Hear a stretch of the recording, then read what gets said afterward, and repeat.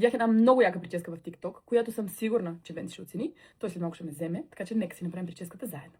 За целта ви трябва шише и да не ви е срам да си излагате публично. Вижте сега как става.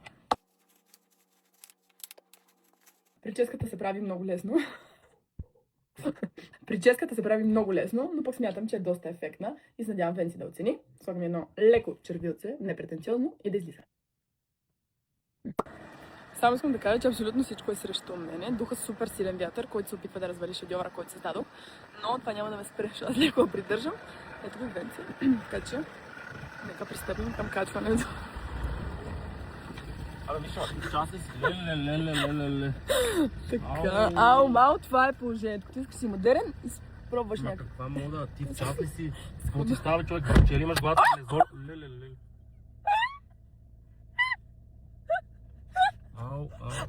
Не, аз.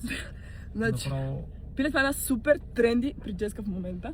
И малко ми е трудно. Как се казва? Гнездо на главата. Не, каза се мода 2025. Карай към магазините, ако обичаш. И магазини, бе, Миша, карам те към майка ти, довели си магазин. Ти така няма влезеш в магазин с мен. Добре, сега гледаш. Така, обаче хора, знам, че е яка, но не съм малко трудно да стоиш с нея, защото... Добре, сега, колко време се чуди тази простия да направиш? Друга работа нямаш ли? Много бързо стана прическата, аз това и обясних, че става бързо.